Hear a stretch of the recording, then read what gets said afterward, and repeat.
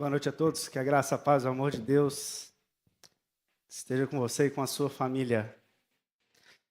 Abra comigo em Colossenses no capítulo de número 2, nós vamos ler do versículo de número 10 até o versículo de número 8. 8 até o 10. Não vamos ler ao contrário. Colossenses capítulo 2, versos 8 a 10. Tenham cuidado para que ninguém os escravize a filosofias vãs e enganosas, que se fundamentam nas tradições humanas e nos princípios elementares deste mundo, e não em Cristo. Pois em Cristo habita corporalmente toda a plenitude da divindade. E por estarem nele, que é o cabeça de todo poder e autoridade, vocês receberam a plenitude. Pai querido, nós louvamos e adoramos ao nosso Deus. Nós, seres pequenos, impuros e falhos, mas que recebemos a oportunidade de declarar ao Senhor, à nossa vida e ao mundo, que o nosso Deus é santo para sempre. Tamanha santidade é grande demais para nós, ó Deus, a compreensão do seu ser.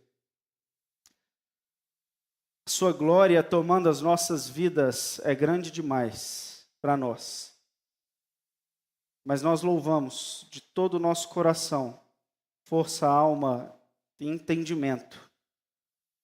Louvamos ao nosso Deus vivo, verdadeiro, e a Cristo Jesus, nosso Senhor, aquele que revelou a nós o ser oculto de Deus, que tantos desejaram conhecer, e na nossa frente, personificado na pessoa de Cristo Jesus, podemos compreender e mais, podemos experimentar toda a plenitude da vida em Cristo Jesus. No nome de quem oramos, amém. Vocês já devem ter ouvido falar, talvez, eu estou vendo algumas pessoas aqui que eu não conheço e eu não sei se você já ouviu falar, mas é bem possível que sim. Que você já tenha visto um povinho vestindo uma roupa laranja e subindo uma montanha, um tal de Legendários. Só de curiosidade, quem nunca ouviu falar? Todo mundo já viu, né? Os escoteiros. Ah, não viram? Tá. Então o Esther e a Juan não conhecem os escoteiros. Legendários é um movimento que está tomando proporção no Brasil. Ele começou em 2015, chegou no Brasil em 2018, em que um grupo de homens sobe uma montanha atrás de uma experiência de transformação.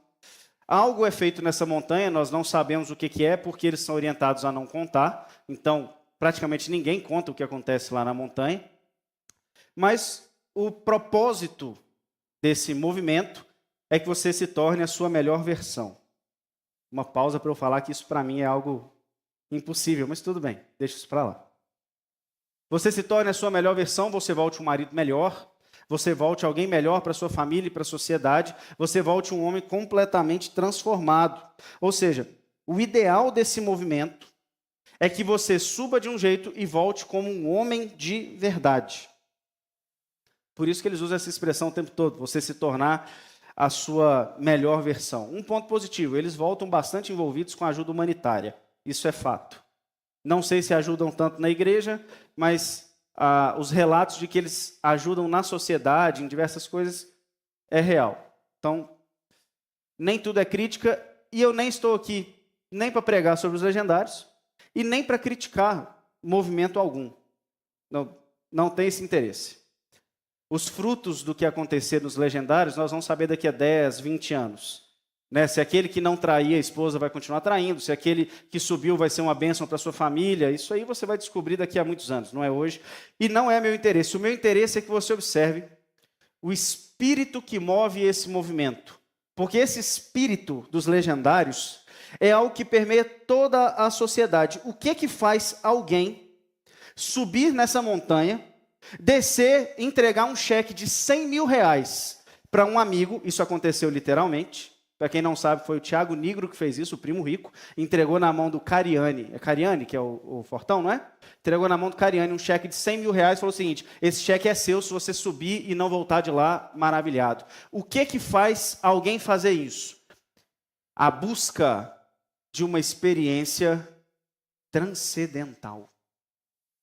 A busca por uma experiência fora ou uma experiência além dos nossos sentidos. Algo que vai além do que o dinheiro poderia comprar.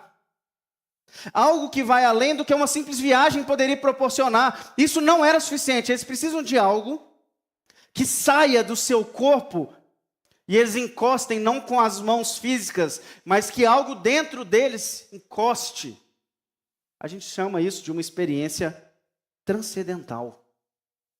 Eles sobem na montanha, porque lá eles vão ser submetidos a essa exaustão física, exaustão mental, e Deus vai aparecer para eles. Eles vão tocar em alguma coisa diferente naquele momento. Porque senão um livro resolvia, né? Um livro, Masculinidade Bíblica, resolvia. Não resolve por quê? Porque não tem a experiência transcendental num livro. Um culto, às vezes, só com os homens, mas não. Eles estão procurando uma coisa maior do que isso. E não só eles. Na verdade, a nossa sociedade busca uma experiência transcendental e não é à toa. É uma necessidade básica humana. Você busca a mesma coisa que os legendários buscam. E eu também busco. A nossa alma precisa de uma experiência que vá além daquilo que os sentidos podem proporcionar. A nossa alma precisa ir além. Ela precisa sair de si e tocar num plano que não é o plano que meus olhos podem ver. Isso é uma necessidade nossa.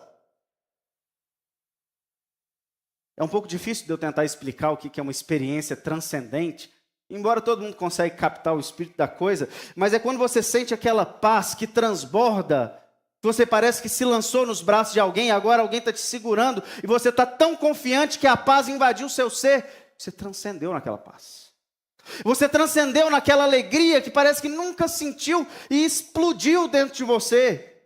Isso é uma experiência de transcendental. Quando você ouve aquela música que você gosta, que te remete ao belo, e a música parece que te desliga completamente do mundo, ao que é belo, e te leva a sair do mundo, e você entra numa esfera diferente enquanto você escuta a música bela.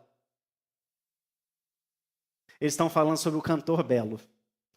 O belo não é transcendental, claramente. Isso é uma experiência de transcendência. Quando você se sente livre, liberto, parece que não tem nenhuma amarra em você, você está leve, pisando nas nuvens. Quando você se sente purificado, a sua consciência não te acusa de nada. Você olha e sua consciência está limpa. Isso é uma experiência transcendental. O resultado dessas experiências da alma é um desejo absurdo de louvar. É um desejo absurdo de adorar alguma coisa. E é aí que o mundo começa a ficar consternado. Porque quem que ele vai louvar? Se não existe um Deus, eu preciso olhar para o universo, eu preciso olhar para o céu, enxergar alguma coisa que eu falo assim: louvado seja Ares, que está ali em cima. Louvado seja aquela estrela, eu preciso de alguma coisa para adorar. A alma clama pela adoração. E o mundo não tem, no plano racional que você vê, uma adoração para oferecer. Na hora que você explode dentro de você, daquela alegria fervorosa, você pode sair falando assim: obrigado pai, obrigado mãe, por tudo que você me proporcionou, obrigado meu marido, obrigado minha esposa, e a alma ainda vai estar gritando, dizendo que falta alguma coisa. Não é suficiente. Louvar alguém não é suficiente para a alma. Ela fica ali martelando, dizendo: está faltando alguma coisa.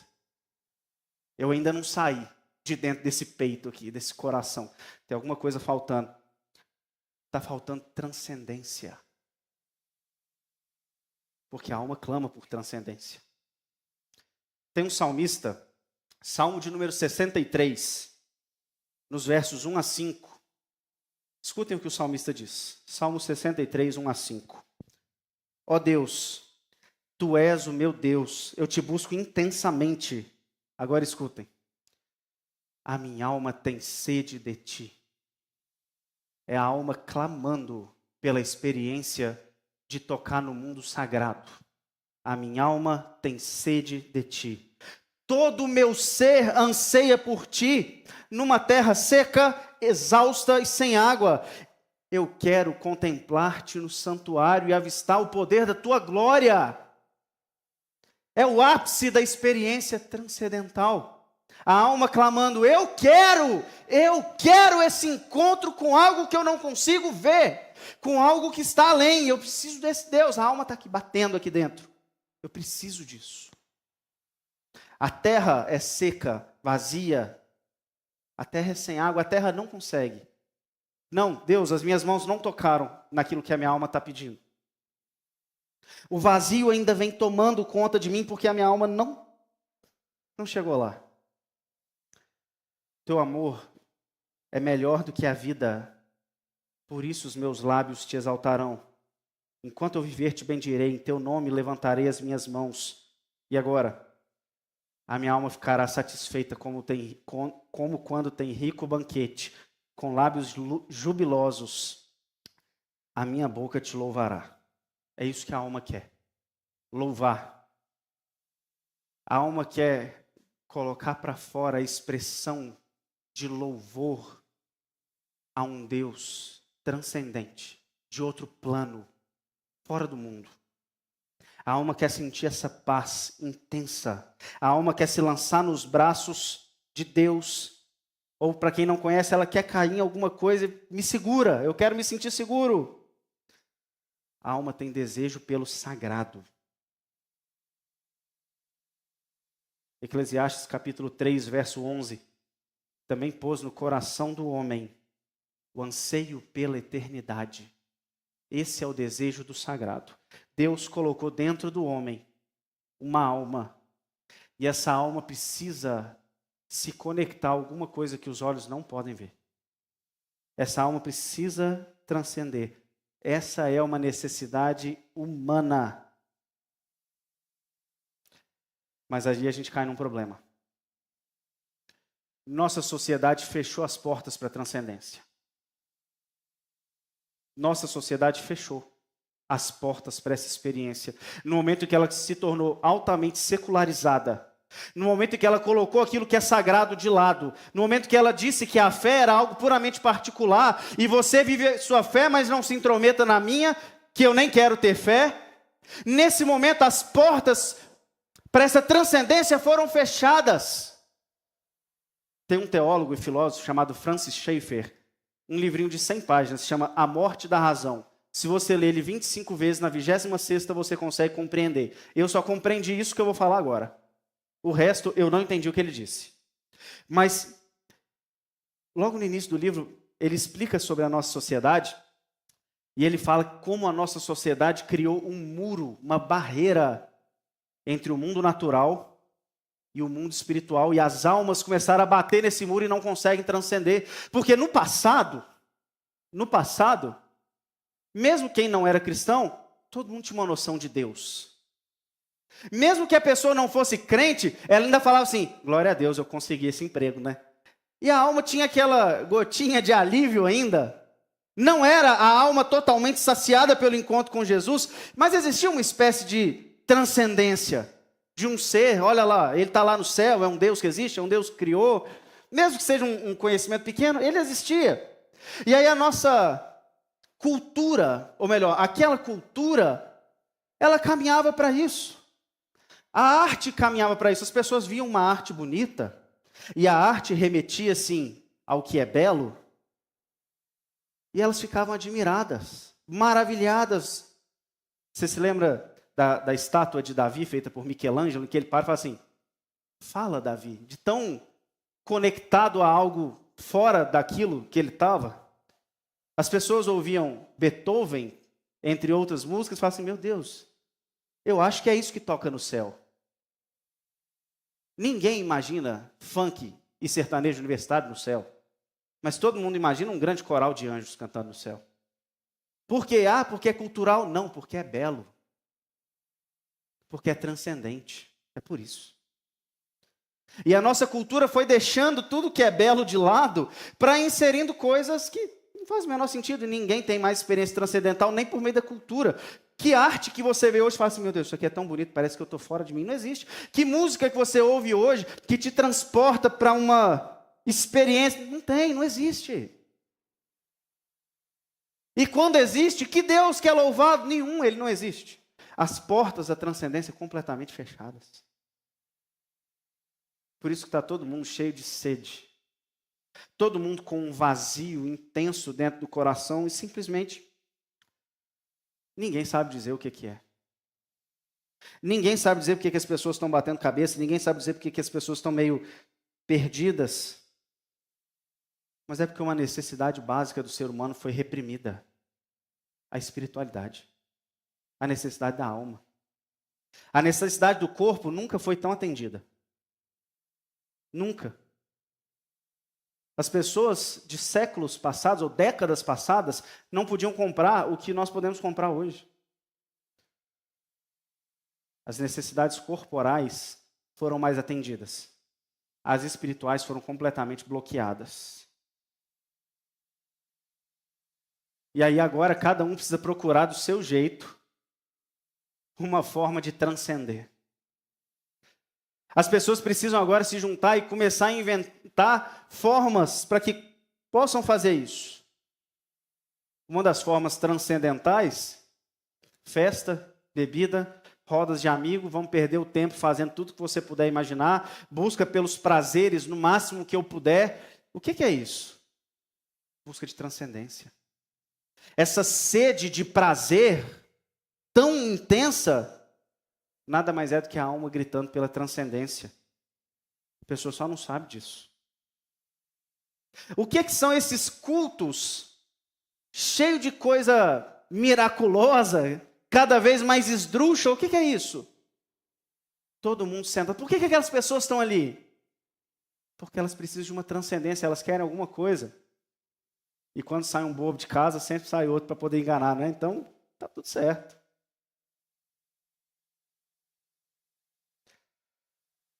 Por que aquelas pessoas sobem na montanha e no final elas se reúnem todas aqui na frente e ficam assim, ó, arru, gritando?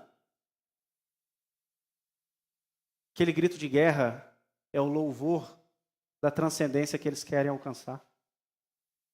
É por isso que sobe na montanha.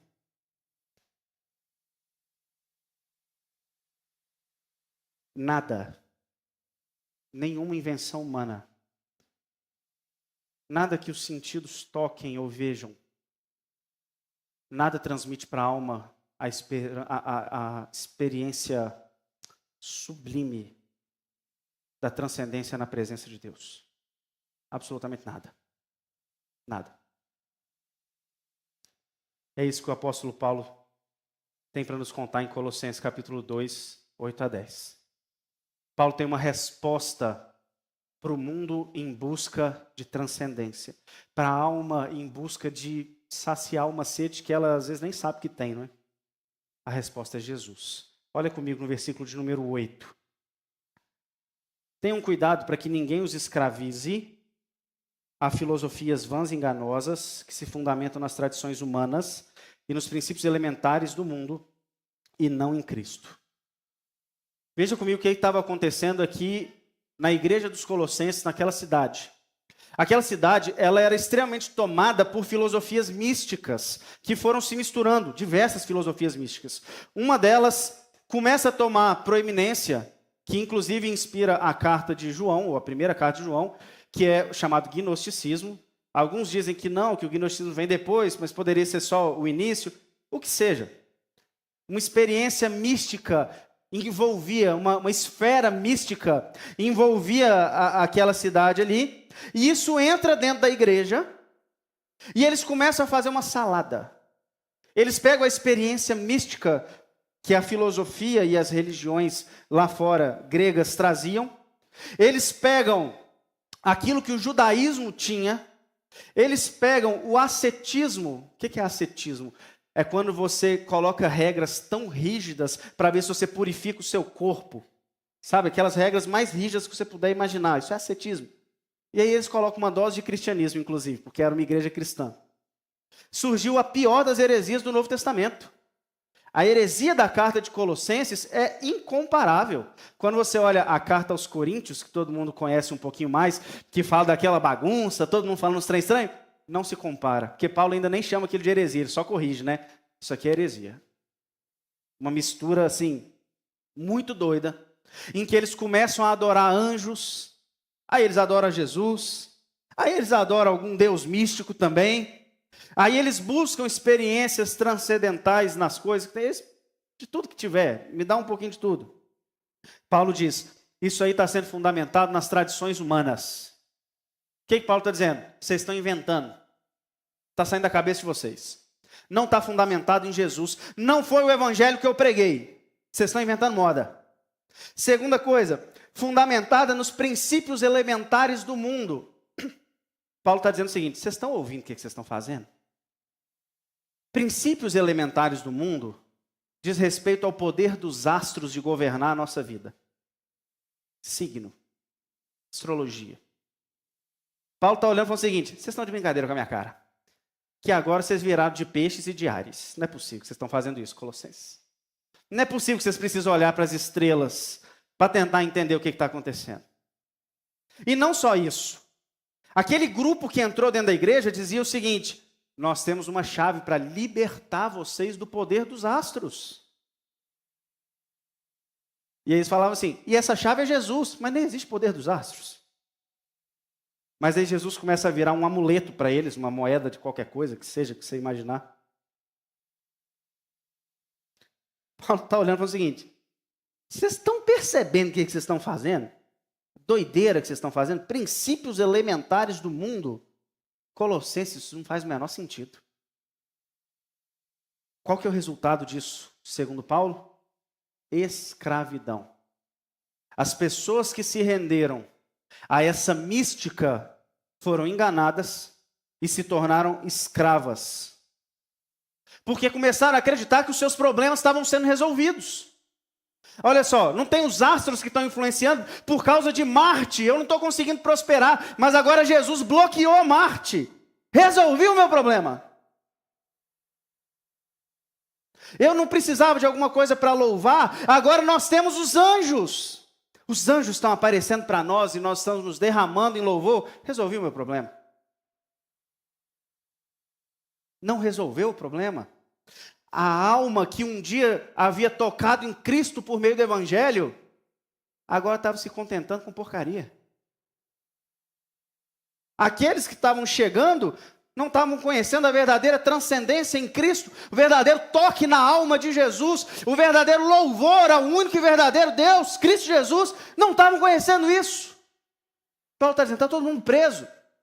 Vocês são escravos, porque a sua alma vai ficar pedindo mais. Sua alma não vai ficar satisfeita com o louvor dos anjos, aos anjos.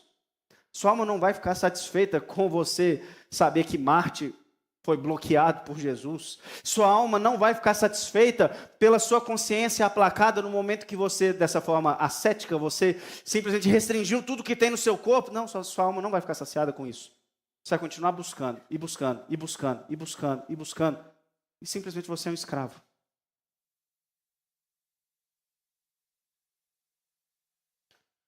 Eles queriam uma experiência para a alma de transcendência. Eles queriam paz. Eles queriam alegria. Eles queriam pureza. O que estava sendo oferecido era algo que só tapava o sol com a peneira, não resolvia o problema. Deixa eu te contar algumas coisas sobre você, e talvez você nem se aperceba disso. Mas você não consegue ficar vivendo agitado o tempo todo. Você precisa de um momento de paz. Ninguém consegue viver agitado o tempo todo. E aí você às vezes vai procurar o quê? Um canto escuro? Você vai procurar um lugar à beira da praia? O que você vai procurar para sua alma transcender em paz? Você também não consegue ficar sem admirar nada. Você se conhece melhor do que ninguém. Você não consegue olhar no espelho e se admirar. Não dá. Tem que ser um grau de narcisismo absurdo. Para você olhar no espelho e falar assim, louvado seja eu. Hoje está saindo o melhor de casa. Você tem que ser doido. Não dá. Você procura coisas para se admirar. A cultura não tem. Os nossos ídolos, os nossos heróis, são uma piada. Não tem ninguém para admirar. E quando você busca pessoas para admirar, rapidinho você encontra as falhas dessa pessoa e fala assim, não durou muito tempo, né?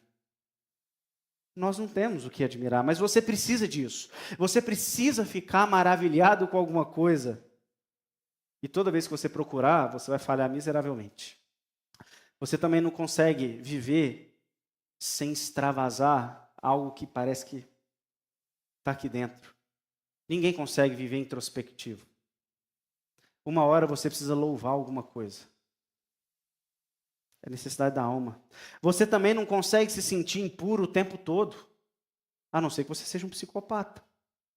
Uma hora você precisa encontrar alguma coisa que purifique a sua consciência e te diga que agora está tudo bem. Todo mundo precisa disso. Você não aguenta também, por muito tempo, se sentir preso. Amarras e coisas que te prendam. Ninguém consegue. E aí você vai procurar o quê? Meditação, introspecção, conhecer o seu eu interior. Nada disso vai te libertar. Essa é a verdade.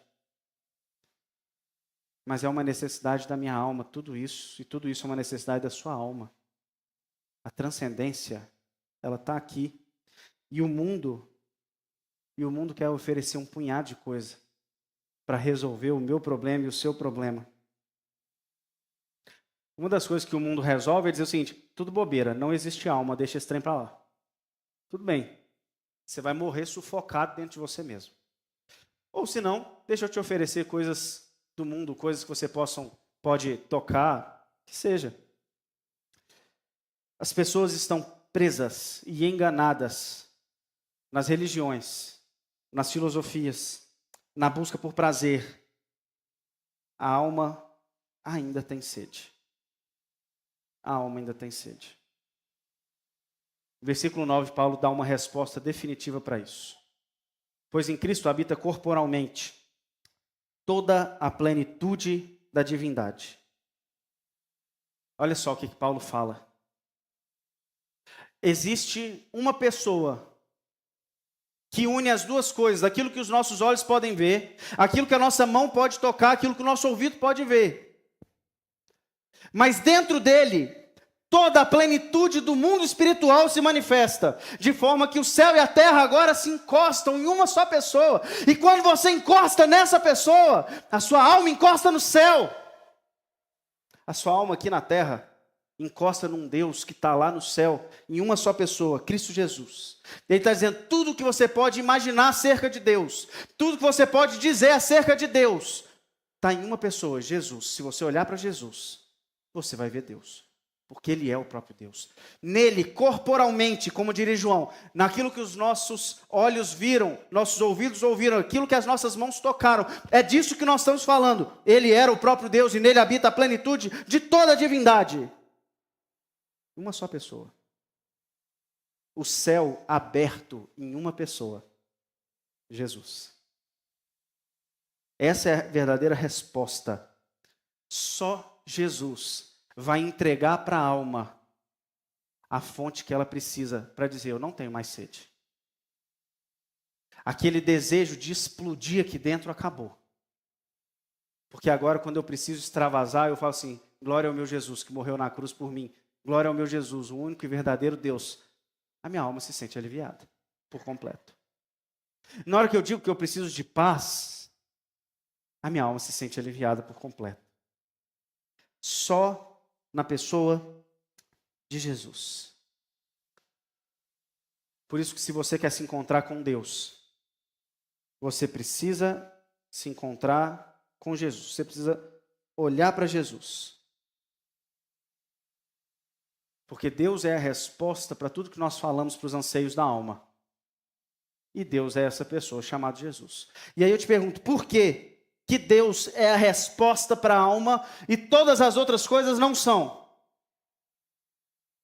Porque eu disse que a nossa alma quer se lançar em alguma coisa que segure ela firmemente e ela se sinta como uma âncora firme e segura. Você vai se lançar nos braços do seu dinheiro e até quando o seu dinheiro vai te dar esse suporte?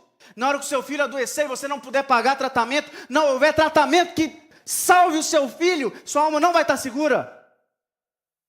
Vai se lançar nos braços dos amigos até que aqueles amigos te deixem de lado para cuidar da família e você não tenha onde mais cair. Mas quando você olha para o único e verdadeiro Deus, revelado na pessoa de Cristo Jesus, você vai ver o Deus todo-poderoso, soberano, que governa sobre o mundo, e que se mostra como um pai parado à beira do caminho, de braços abertos, dizendo assim, pode se lançar que eu vou te segurar e daqui ninguém te tira. Por isso que o autor de Hebreus diz que Jesus, âncora da alma, firme e segura. Jesus disse isso, ninguém te arrebata da minha mão, pode pular. E a alma doida para dar aquele salto de confiança, igual uma criança pulando no colo do pai, pode pular para Jesus, porque é uma âncora segura. Eu não consegui encontrar nenhum outro que tenha essa resposta.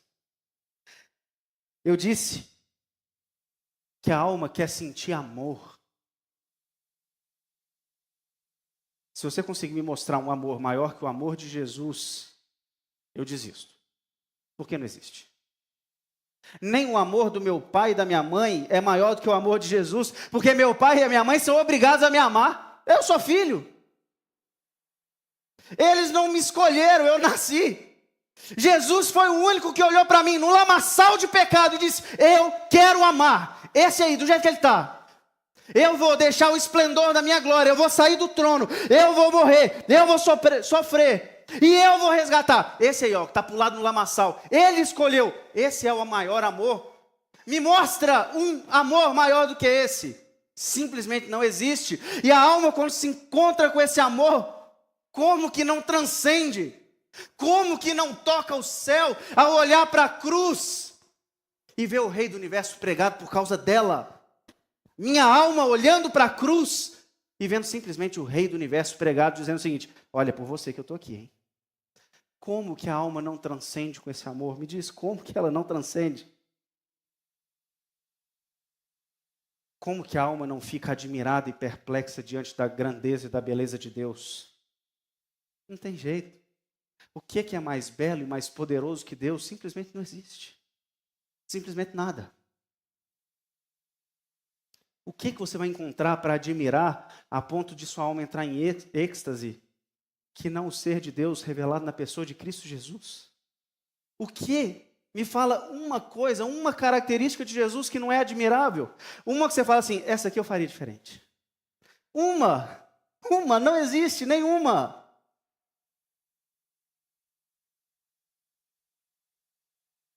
Quando a alma toca em Jesus, ou melhor dizendo, quando ela é tocada por Jesus, ela vai explodir de louvor. E ela vai chegar no ápice da transcendência, o louvor. Ela vai explodir de louvor. Nada mais vai fazer a nossa alma transcender, explodindo de louvor, do que ser tocada por Jesus. Do que se encontrar com o amor, a paz, a alegria e a vida de Jesus. Absolutamente nada. Nada. Você não precisa especular quem é Deus. Você não precisa especular como Ele é. Ele já revelou na pessoa de Jesus. Essa semana apareceu para mim um vídeo no Instagram de um ateu e ele dizia o seguinte: se Deus existe, por que ele está lá escondido e ele não mostra que aparece, olha gente, eu existo? Eu falei assim, não é possível que ele está falando isso. Porque ele fez isso. Ah, mas Deus poderia aparecer, mas apareceu. Quem está dizendo que não apareceu? Jesus apareceu e falou assim, olha, eu sou Deus, e estou aparecendo. Como que diz que não, ele não apareceu? Lógico que apareceu. Ah não, mas ele teria que fazer coisas de Deus, tipo ressuscitar e andar sobre as águas, talvez? Você quer que ele faça mais o quê? Tudo o que ele falou assim, não, mas Deus podia fazer. Fez! Está lá na sua frente, você não precisa deduzir quem Deus é. Jesus já está na sua frente, de braços abertos, só esperando para tocar a sua alma e te levar ao mais puro e profundo louvor e adoração. Esse é Jesus. Paulo diz que habita corporalmente a plenitude da divindade. Então você precisa se encontrar com Jesus. Se sua alma quer se encontrar com Jesus, primeira coisa, corre para a palavra. Essa Bíblia que você tem na mão não é um amontoado de letras e de histórias. Quando você vai para ela com fé, existe uma revelação sobrenatural de Jesus na sua frente, na sua alma, tocando a sua alma. Não são só histórias. Mas o autor de Hebreus diz que a gente tem que ir com fé. Porque sem fé é impossível agradar a Deus, porque quem dele se aproxima tem que crer que ele exista. Dá o seu passo de fé, vai até a palavra e fala, a minha alma precisa transcender. A minha alma precisa ser tocada agora. Você acha que você vai virar para Deus e pedir com toda sinceridade para ser tocado, e Jesus não vai te tocar? Ele vai. Corre para a palavra. Corre para a oração. Sabe aquela oração? Parece uma lista de supermercado que você tem um punhado de coisas para pedir? Joga aquilo de lado. Vai até Jesus e deixa a sua boca transbordar aquilo que o coração está cheio. De joelhos e rendido aos pés de Jesus, fala, eu quero ser tocado pelo Senhor. Eu quero me encontrar com o verdadeiro amor do Senhor. E Ele vai tocar. Sendo tocado por Jesus, na palavra e no louvor, na palavra e na oração, não reprime da sua vida o louvor. Não deixa a sua alma sem o louvor. Foi tocado pelo Senhor, que sua alma mais quer é falar o seguinte, louvado seja o meu Senhor e o meu Salvador. Não reprima. É o ápice da transcendência. É a sua alma louvando ao soberano Deus. Não reprime.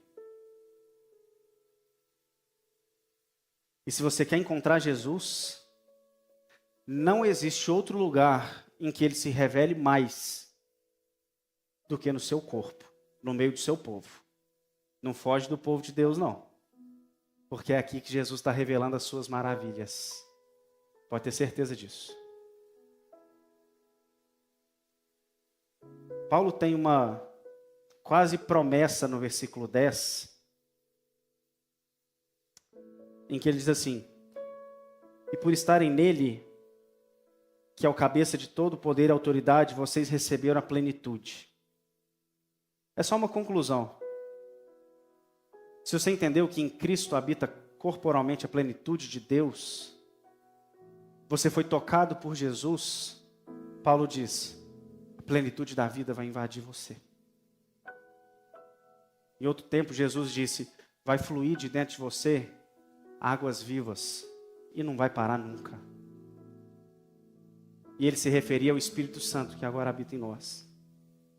Paulo fala o seguinte, por estarem nele. No momento que sua alma é tocada por Jesus, acontece uma coisa sobrenatural. Teologicamente a gente fala o seguinte, estamos unidos a Cristo. Por meio do Espírito ele passa a habitar dentro de nós. Nunca mais tem sede para a alma, no coração habitado pelo Espírito. Nunca mais.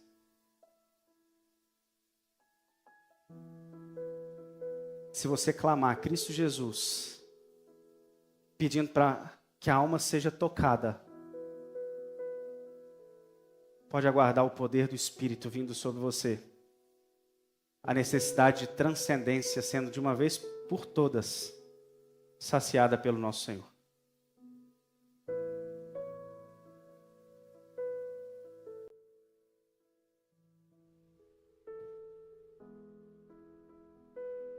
Vamos ouvir ainda um louvor. Quero invocar seu nome, Cristo. sobre cada mente e coração.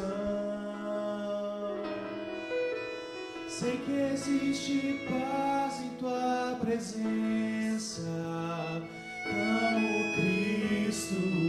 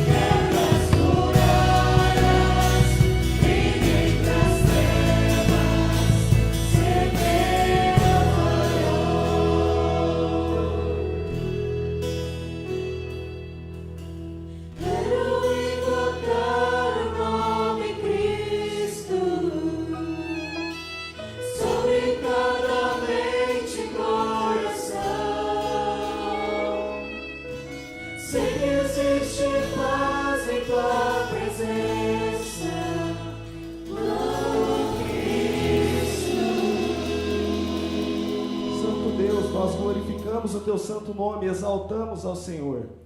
elevamos o nome de Cristo, aquele que é o nome sobre todo nome. Declaramos que o Senhor é santo, santo, santo, Deus. Nós somos gratos ao Senhor pela tua maravilhosa graça derramada sobre nós. Nós glorificamos ao Senhor pelo teu amor derramado sobre nós. Clamamos a ti, Senhor. Vem sobre nós, nos liberta dos nossos pecados, quebra as nossas cadeias, Santo Deus.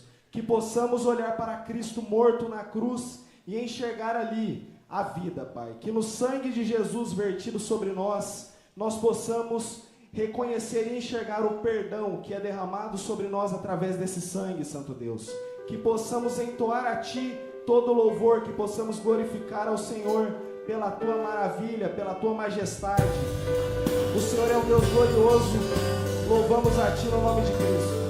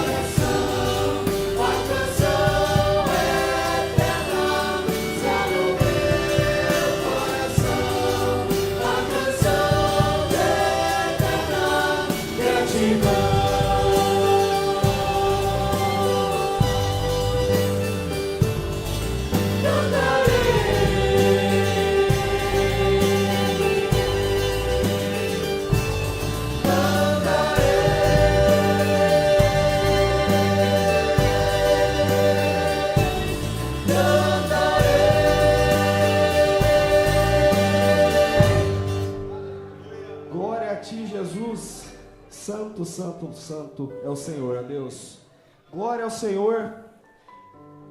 Que possamos, ó Deus, estar diante do Senhor cantando e glorificando o teu santo nome. Que nós estejamos todos os dias com os olhos fitos em Jesus, Aleluia. confiados na viva esperança que temos em Cristo. Nós sabemos que o Senhor virá para nos buscar, Santo Deus. Que um dia estaremos cantando na glória, todos juntos, Amém. como um corpo, glorificando ao teu santo nome, ó Deus. Que nós nos acheguemos a Ti em louvor, ó Deus, com espíritos contritos, com corações alegres, com almas jubilosas. Que nós louvemos ao Senhor com as nossas vidas, com a nossa boca, com nossos corpos, dia após dia. Que possamos cantar ao Senhor, que possamos louvar ao Senhor, orar a Ti com alegria, com fervor, ó Deus. Porque é através do Senhor, e exclusivamente através de Jesus Cristo, Amém. é que temos a vida, Santo Deus. Glorificamos ao Senhor por tudo isso, no nome de Cristo. Amém. Que a graça maravilhosa do nosso Senhor e Salvador Jesus Cristo, o amor de Deus nosso Pai e as doces consolações do Espírito Santo de Deus repousem sobre todos nós, de agora até a volta de Cristo Jesus, nosso Senhor. Amém.